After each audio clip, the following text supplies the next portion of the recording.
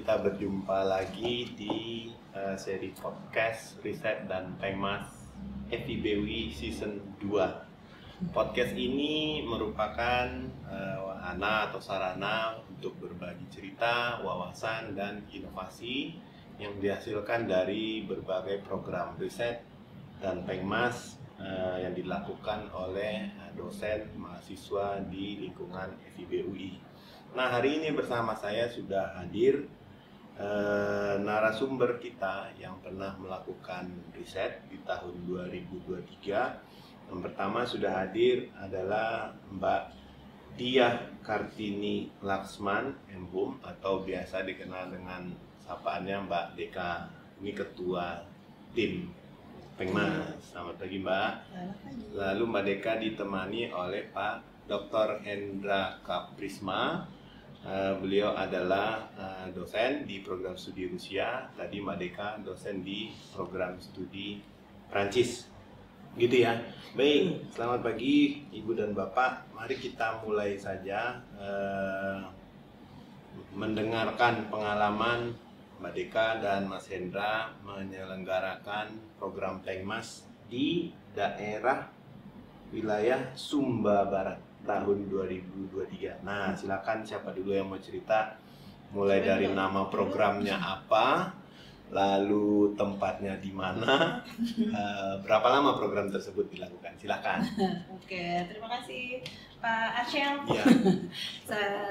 Saya di sini tahun lalu dipercaya menjadi ketua tim Pengmas bersama dengan Pak Hendra timnya. Lalu kalau tahun lalu itu kami membawa 3 orang mahasiswa untuk turun kegiatan Pengmas di Sumba Barat ini. Judul proposal kami tahun lalu adalah digitalisasi narasi budaya Sumba Barat sebagai bentuk pariwisata berkelanjutan. Gitu.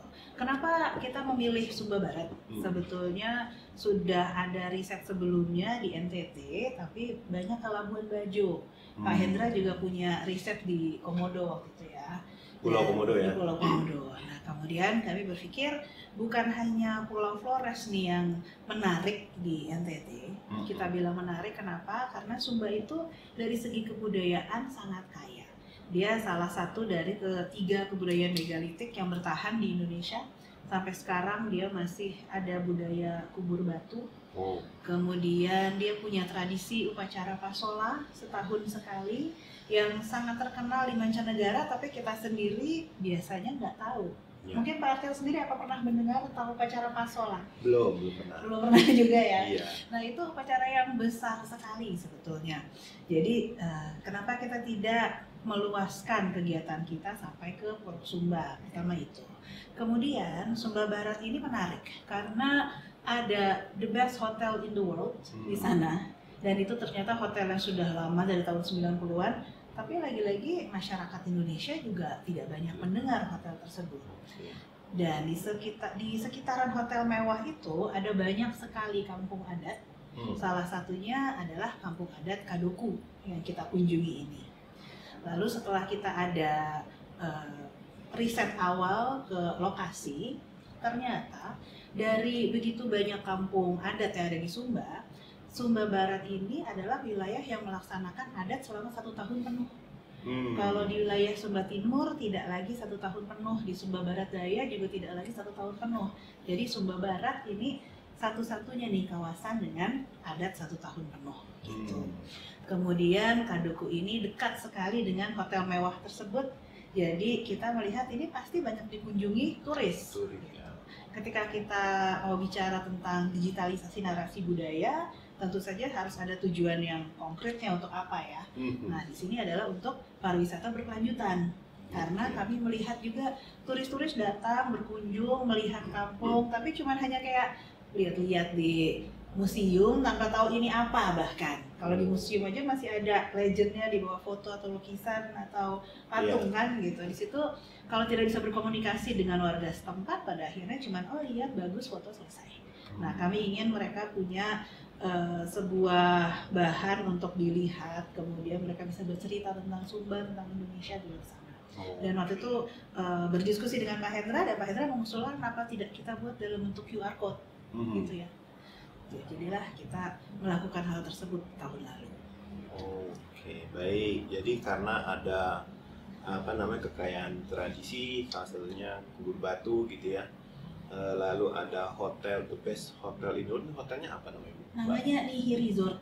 Nihi Resort di kawasan Nihiwatu. Dulu namanya Nihiwatu. Oke.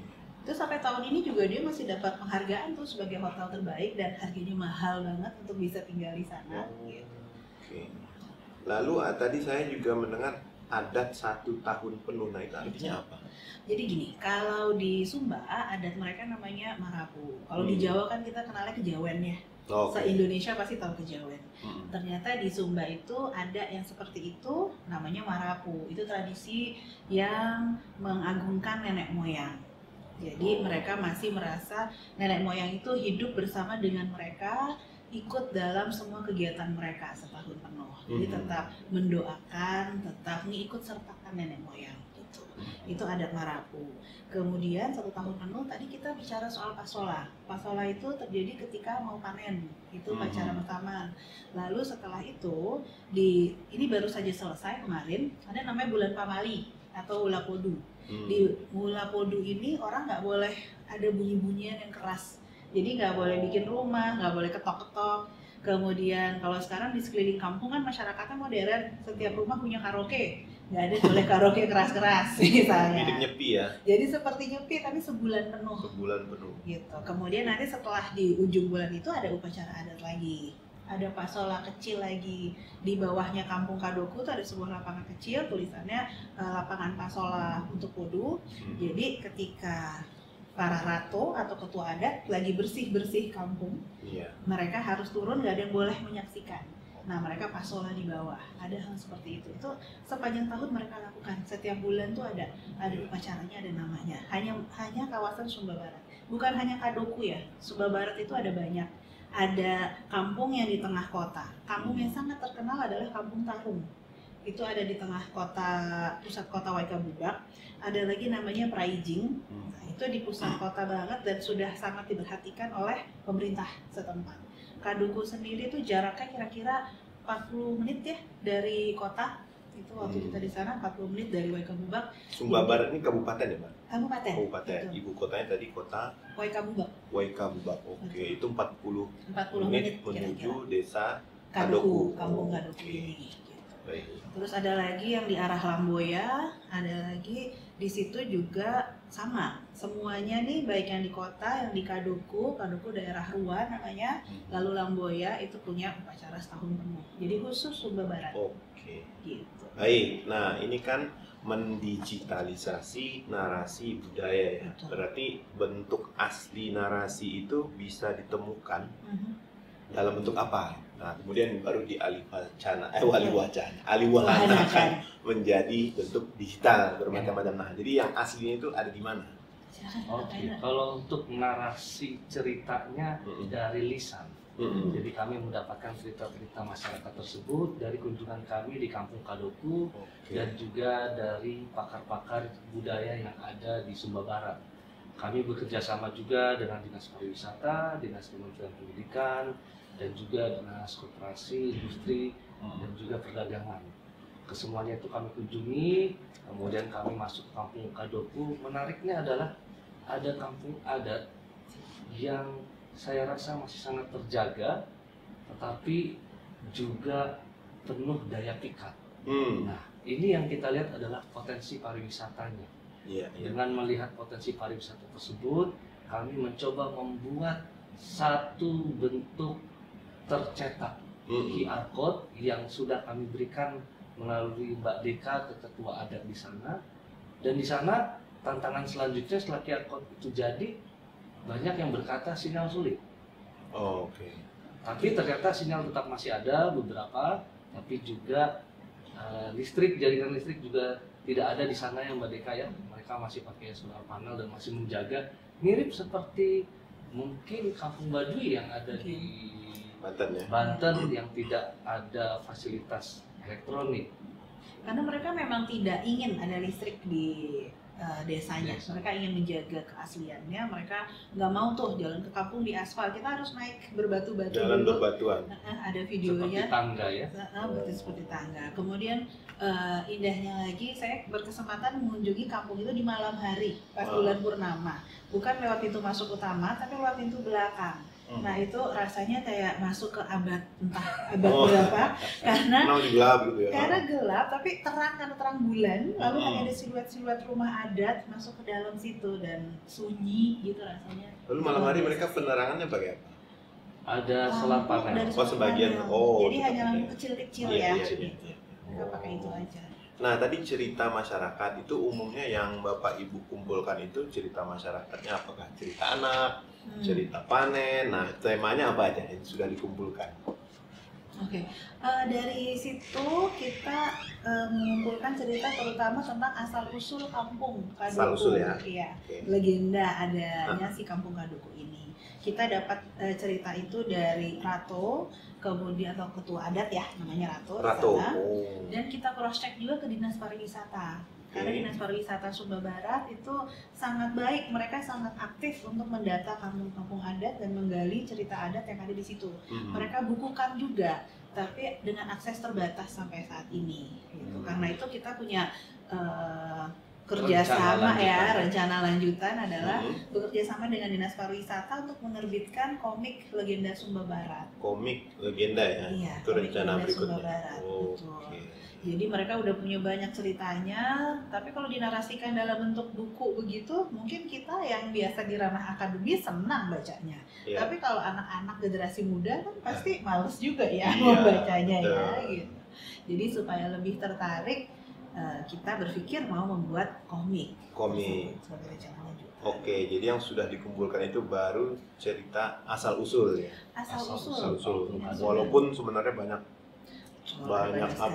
cerita yang lain yang gini, yang menarik lagi di Kampung Kaduku ini, rumah itu jumlahnya terbatas, saya lupa ya, sebetulnya jumlahnya 16 atau 25. Jadi ada rumah-rumah besar dan ada rumah kecilnya juga beberapa, sehingga jumlahnya kalau nggak salah 20. Kami juga tahun ini sudah membuat peta Kampung Kaduku ya. Kita akan print dan kita akan berikan juga ke FIB. Itu nanti setiap rumah ada namanya. Nama rumah. Kenapa nama? Karena ada fungsinya. Kayak tadi saya bilang, ketika saya masuk dari pintu belakang, itu saya melihat kampung dengan siluet yang seperti itu. Rumah nomor 1 yang ada di sana namanya Uma Jaga. Rumah penjaga sebetulnya. Ini topografinya naik atau datar? Kalau kampung selalu di atas. Semua selalu menanjak ya? Di Sumba selalu di atas. Yang penjaga ini di bawah? Dia tetap di atas, di dalam kampung, tapi di dekat pagar belakang. Jadi seperti menjaga kampung dari belakang. Kemudian rumah Sumba itu rumah panggung selalu. Nah, rumah panggungnya Uma Jaga ini lebih tinggi dari yang lain. Untuk melihat. Supaya dia bisa melihat ke sekitarnya. Seperti menara pengawas. Betul. Nah, itu tuh setiap rumah ada namanya di sana. Terus setiap rumah punya cerita, punya legenda masing-masing. Kenapa dia namanya Uma Jaga? Kemudian ada lagi rumah tempat pemotongan hewan misalnya, atau rumah tempat para rato berkumpul untuk berdoa sebelum besoknya mau upacara adat. Itu ada rumah-rumah khususnya. Dan juga ada tempat-tempat yang pamali tidak boleh dilewati. Gitu. Semua itu ada kisahnya. Nah, dari semua itu yang kami rasa bisa mencakup semuanya, bisa dinikmati oleh semua kalangan, tentu saja asal-usulnya kampung tersebut. Nah 16 rumah ini kan dia punya fungsi masing-masing. Iya, betul. Apakah 16 rumah ini juga sebagai tempat tinggal si pemiliknya juga berarti ya? Jadi nggak cuma kayak kantor gitu ya? Tadi rumah potong, seorang tinggal di mana? Enggak ya? Jadi itu sistemnya juga keturunan. Gitu. Dan kami pun juga berkesempatan mendapatkan satu tradisi adat di tahun ini di rumah tersebut. Contohnya ketika kita mau turun ke mata air, mereka memberikan upacara adatnya dari berbincang-bincang sampai pemotongan hewan, sampai berkesempatan kita menonton sendiri ya Mbak Deka ya, bagaimana tradisi potong ayamnya untuk melihat kejernihan hati dari pendatang yang akan berkunjung. Jadi cerita itu bisa keluar kalau ada sesembahannya dan dilihat juga, contohnya dipotong hati ayam, kemudian jalurnya dilihat leluhur memperbolehkan atau tidak. Dan alhamdulillah puji Tuhan ketika kami berangkat ke sana, leluhur memperbolehkan kami mendapatkan cerita tentang asal usulnya, cerita tentang Jadi mereka menunggu kode alamnya dari Betul. itu ya, Jadi hewan. Sumba itu ketika ada urusan, kita menyebutnya urusan ya, keinginan atau kadang juga ketika ada orang sakit, kita bertanya ini orang sakit apa atau mau berobat apa, mereka akan potong ayam kampung, lalu mereka akan lihat itu hati ayam, hati, usus, jeruan ayam itu ya, nanti si ratonya yang akan bisa menginterpretasikan apa isinya. Oke. Itu hal yang juga baru kami tahu ketika kami turun ke sana, karena di buku-buku tentang kebudayaan Indonesia juga nggak ada. Itu bagi masyarakat Sumba sendiri sebuah keseharian yang biasa. Buat kita itu sebuah pengetahuan yang luar biasa, bisa didapatkan cuma di sana. Dan itu bagian dari Marabu tadi ya? Marabu. Oke, baik. Bapak Ibu, selanjutnya tadi kan disebutkan bentuknya QR Code. Nah, kami ingin tahu bagaimana respons masyarakat terhadap program yang Bapak Ibu lakukan, terutama di desanya dulu, desa Kadokunya, baru setelah itu ke pemerintah, stakeholders yang lain. Silakan. Kita itu kemarin mencetak si QR Code, kemudian saya buatkan tempat QR Code yang dari Mika. Kan? Kemudian saya berikan ke mereka dalam bentuk tersebut. Nah, di sana itu ada sistem buku tamu. Jadi kalau ada tamu yang masuk ke kampung akan menulis secara manual di buku tamunya, buku tamu. Kemudian itu ditaruh di samping buku tamu sekarang. Oke. Gitu. Jadi sekarang kalau ada tamu yang datang, orang yang bukan orang Indonesia, nggak berbahasa Indonesia, mereka akan menunjukkan itu tuh, karena di dalam QR Code itu isinya adalah legenda asal-usul Kampung Kadoku dalam bahasa Indonesia dan Inggris.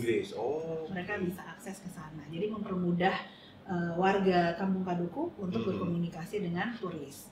Kemudian dari dinas sendiri, mereka tentu saja sangat mengapresiasi kegiatan tersebut ya. Jadi mereka bisa melihat bukti yang nyata yang kita lakukan di masyarakat. Oke, dan misalnya dengan si resort belum ada misalnya kerjasama, Pak, apakah boleh kami menempel di sini sebagai promosi? Belum ya? Belum ke resort yang nomor 1 itu, karena untuk punya akses ke sana juga tidak mudah. Tapi ada beberapa hotel sekitar yang kita juga sempat kunjungi, kita berikan juga ke mereka untuk dipajang. Kita juga berikan ke para tour guide. Jadi kalau tour guide itu punya tamu, mau membawa tamu ke Kampung Kadoku, mereka bisa kasih QR Code-nya. Gitu. Dan beriringan dengan program digitalisasi narasi cerita Kampung Kadoku tersebut, kami juga tahun lalu menyelenggarakan festival. Festival Sumba di Waikabubak. Enggak sih, masih di kampung, dekat Kampung Kadoku sebetulnya. Dekat Kampung Kadoku ya. Waikabubak itu kan kotanya ya, di rumah warga di dekat Kampung Kadoku. Karena dikelilingi hotel itu. Dan kami menyebarkan brosur-brosurnya ke hotel-hotel di sekitar. Dan animo masyarakatnya cukup besar. Turis-turis asing ikut datang. Kami melibatkan juga anak-anak sekolah dari SMP Santo Albertus yang untuk tampil membawakan tarian perang yang seakan-akan menjadi rekonstruksi lagi bagi mereka bahwa potensi pariwisata itu sangat baik, sangat bagus untuk menunjang bukan cuma permasalahan kebudayaan tapi juga kesejahteraan masyarakat. Dan di sini kami mengedepankan konsep UGIC, University, Government, Industri, dan juga Community. Jadi kami bekerja sama dengan dinas, universitas, dinas pemerintah, dan juga industri, dan juga komunitas masyarakat setempat. Jadi paket komplit. Iya. Ya, makanya tadi kan tujuannya kan adalah untuk wisata berkelanjutan gitu ya. Jadi apakah itu juga menjadi rencana nih? Sekarang kita bicara rencana nih, rencana Pemmas berikutnya. Makanya tadi sedikit singgung nih kerjasama dengan hotel. Nah, gimana rencana berikutnya Bapak Ibu? Rencana terdekat adalah itu ya, melanjutkan tentang digitalisasi narasi budaya. Yang kita melihat itu sebagai bentuk pariwisata berkelanjutan, karena itu kita guide-nya dinas pariwisata. Kita mau bikin mock-up bahwa untuk mempromosikan sebuah kampung itu bukan hanya soal infrastruktur, bukan hanya soal misalnya memperbaiki jalanan menuju kampung, bukan hanya soal itu, tapi kita harus membuat orang-orang yang datang itu paham dan bisa bercerita tentang kampung itu supaya mereka bisa menjualnya secara budaya. Jadi yang tadi tuh misalnya masing-masing rumah. Kalau kita inginnya ketika nyampe, ini kalau ada tamu datang akan bagus kalau depan kampungnya, depan rumahnya ada tulisannya, ini namanya Uma Jaga gitu misalnya. Terus apa sejarahnya, apa kisahnya, itu bisa seperti museum hidup. Kita inginnya begitu sebagai mock-up-nya ya. Iya. Jadi dari tahap awal preservasi beralih ke empowerment ya, pemberdayaan secara ekonomi gitu ya. Baik. Nah ini mungkin bagian terakhir nih Bapak Ibu. Soal kendala, hambatan. Nah, apa saja yang selain tadi susah sinyal atau akses ke masyarakat, apa yang dialami selama program Pengmas di Desa Kadoku ini dilakukan? Program Pengmas ini kami susun dari bulan Mei dan turun ke lapangan di bulan Agustus dan dilakukan aktif bulan Desember. Yang paling berat adalah ketika ke lapangan, karena yang pertama kali kita harus pastikan adalah transportasi. Dari Jakarta ke Sumba ternyata tidak mudah, harus transit dan tentunya memakan biaya yang cukup besar. Membawa beberapa mahasiswa, membawa dosen untuk ke sana secara langsung adalah suatu pencapaian yang sangat besar menurut kami dari tim pemberdayaan pengabdian dan pemberdayaan masyarakat ini, karena butuh bukan cuman tenaga, mental, tapi juga biaya cukup besar untuk sampai ke sana. Tetapi kami juga melihat kendala ini juga bisa menjadi suatu kemenarikan kalau misalkan dibuat secara terstruktur, bahwa ini menjadi program yang berkelanjutan nanti untuk mahasiswa turun ke lapangan. Dulu ada program UI Mengajar, saya lihat potensi Sumba Barat untuk menerima asupan pengetahuan dari UI itu sangat tinggi. Waktu kami datang ke sana melihat mahasiswa pakai jaket kuning dan dosen pakai ada emblem UI, mereka seakan-akan mau nangis. Dia bilang, kalau UI sudah turun ke Sumba, seakan-akan masalah itu selesai. Jadi mereka sangat rindu terhadap pusat. Pusat itu ya kita sebut ya Jakarta, Depok ini. Mereka sangat rindu kehadiran insan-insan pengabdi. Jadi kami pun terharu ketika dia bilang, kalau sudah ada Makara Kuning turun ke Sumba Pak, kami pikir semua masalah selesai. Walaupun ketika kami datang ke sana, kami melihat persoalan di sana cukup kompleks, yang cukup jauh dari pusat kota, jauh dari Jakarta, pendidikan masih sangat, maaf ya dikatakan rendah. Tetapi kita melihat ada satu potensi. Contohnya ketika 2023 Agustus ke sana, kami disodorkan satu draft yang cukup membuat kami kaget, yaitu draft destinasi prioritas. Dan ternyata Sumba Barat ada rencana dicanangkan menjadi destinasi prioritas. Artinya pariwisata. Ketika kami ke Dinas Pariwisata, artinya potensi Sumba ini sangat tinggi, terutama Sumba Barat.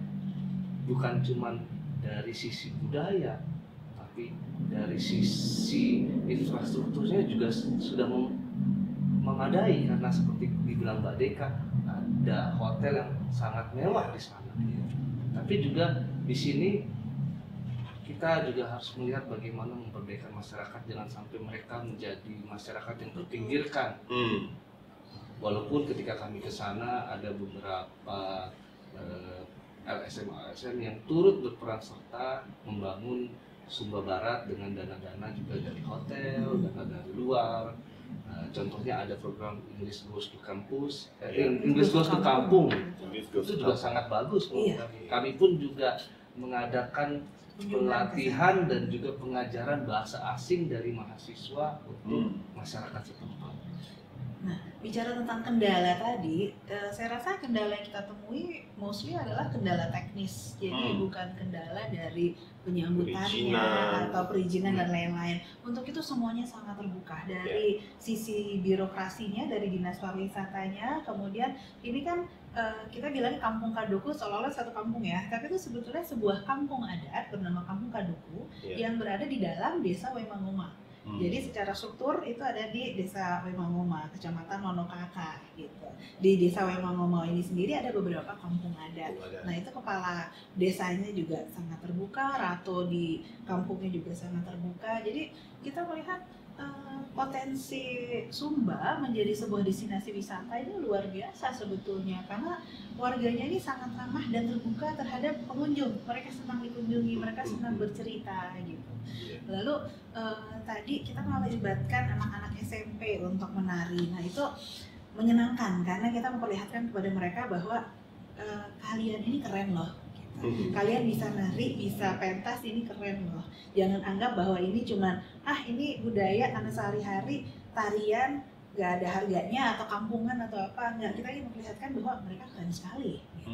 Dan orang tuanya juga sangat senang. Waktu itu mereka diantar dengan orang tuanya, bahkan hampir satu kampung hadir di sana ya untuk mengantar anak-anak itu menari di festival itu gitu.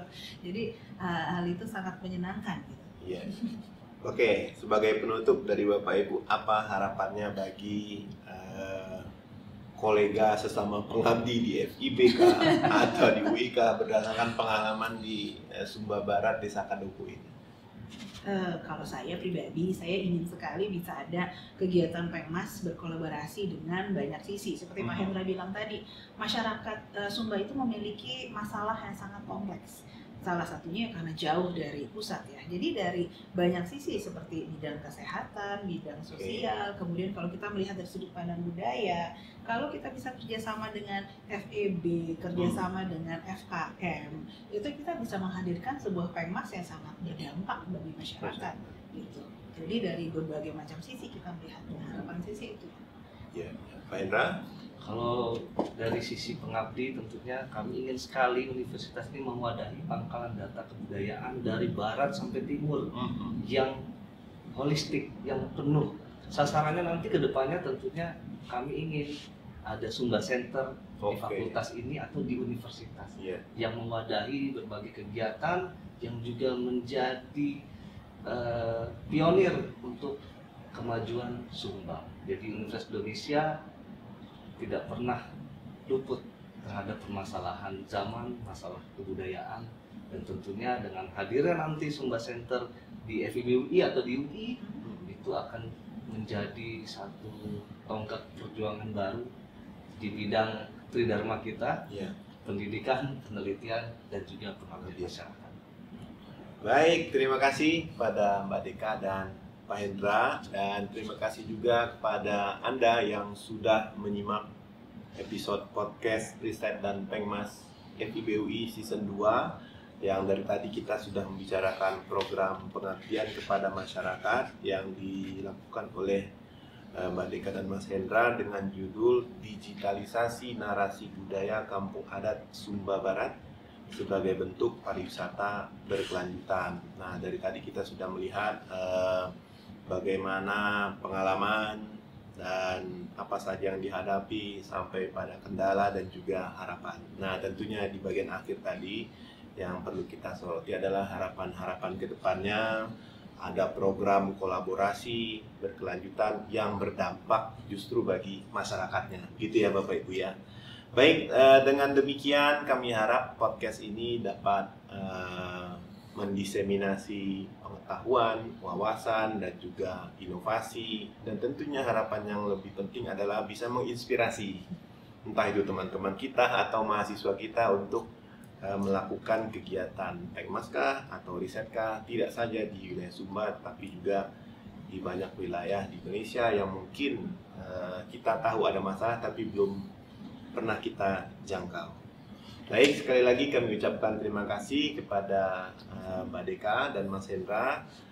Terima kasih juga kepada Anda yang sudah menyimak podcast dari tadi. Nanti akan Anda temukan hasil karya para pengabdi ini dalam bentuk QR code yang bisa Anda scan di layar televisi Anda atau layar handphone atau laptop. Intinya di layar Anda bisa scan, nanti bisa lihat cerita asal-usul masyarakat di Desa Kadoku, Sumba Barat, gitu ya. Sampai jumpa pada episode berikutnya. Tetap semangat dan terus mengabdi untuk kemajuan ilmu pengetahuan dan tentunya untuk FIB UI. Sampai jumpa di episode berikutnya.